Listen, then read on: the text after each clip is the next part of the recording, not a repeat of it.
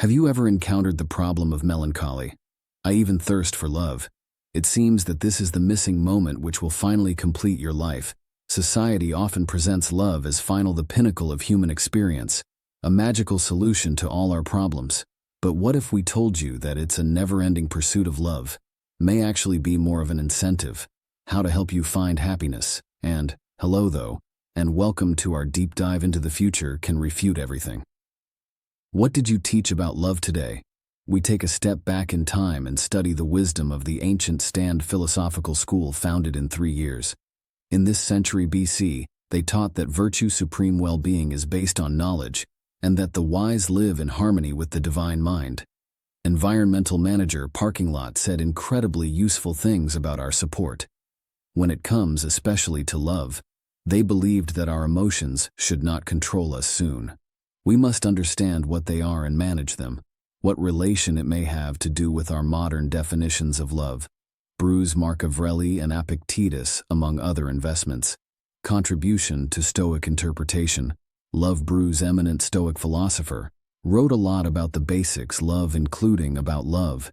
He believed that love and I need a part of life, but she warned to let it consume you from the point view of family love, because and all the emotions must be moderate and controlled.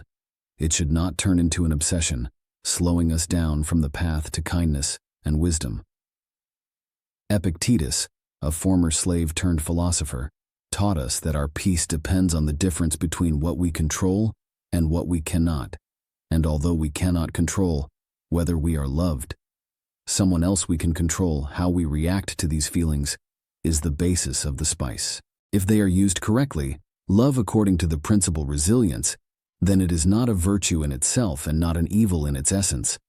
In essence, love is something that can give value to our lives, but it should not be our ultimate goal or definition of our happiness. A radical point of view, isn't it? Especially if we compare it with these ideas. The generally accepted ones often feed us that love is the main source of happiness and self-realization.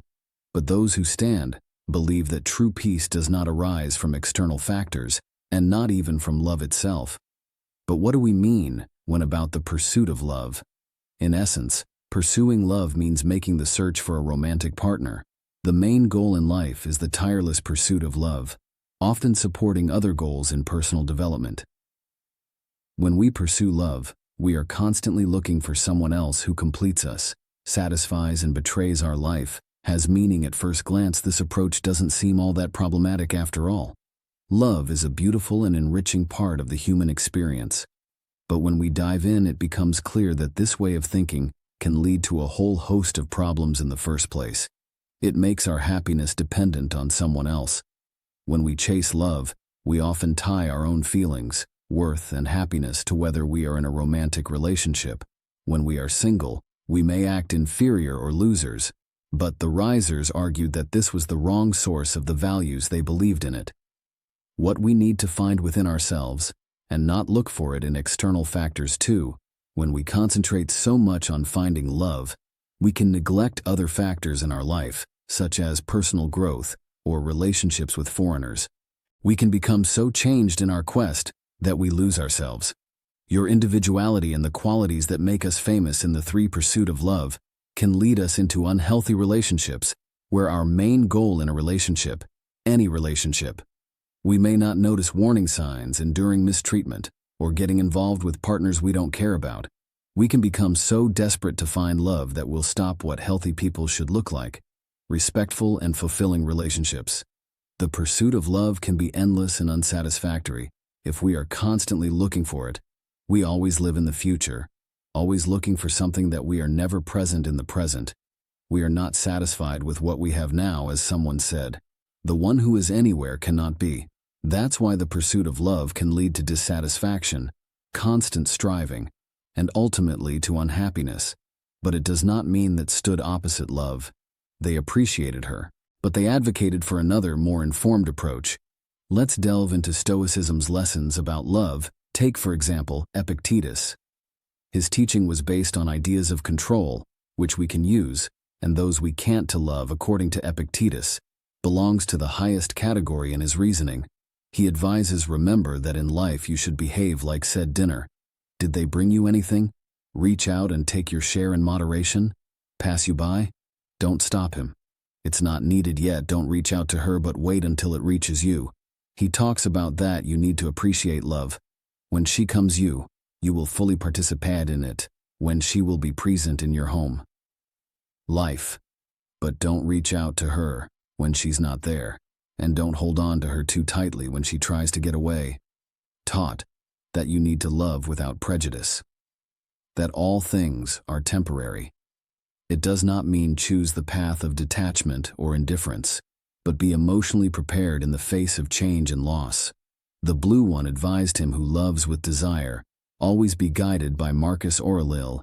Repeating these words in your reflections, he wrote, take things with your participation, binds fate and loved ones with your destiny that you create, but do it with all your heart.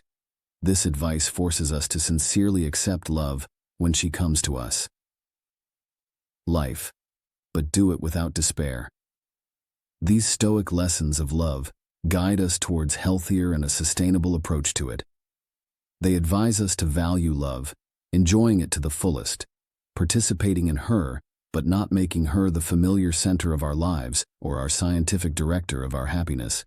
In fact, love should be a part of our life and not all its adjustment. Historical view of it that there is no need to chase love can change your life. This may seem counterintuitive in the world, where we often say that we must achieve what we want with relentless determination. But old age teaches us a more subtle approach. Firstly, giving up the pursuit of love can lead to deep feelings, emotional stability. When we tie our happiness and self-worth to, what do we have a romantic relationship? We become changed by emotional shock. Taking a step back and not striving for love, we can create emotional balance which is stable regardless of is love present in our lives. And two, giving up the pursuit of sex ensures self-realization. It's easy to fall into the trap of believing that we need another person who would complete us. However, the idea of specialism praises that we are already complete, and we can find an opportunity to turn on ourselves when we stop chasing love. We can devote more time and energy, personal growth, understanding oneself, developing your passions and interests. We learn to find alone, making us more self-sufficient and resilient speech. And we're not talking about to blame love or be indifferent to it, but about letting love come to you in due time, and in this way moving from a mentality of chasing love to a mentality, acceptance and self-realization. This is no small feat. It requires introspection, patience and dedication. How could we use these Stoic principles in everyday life?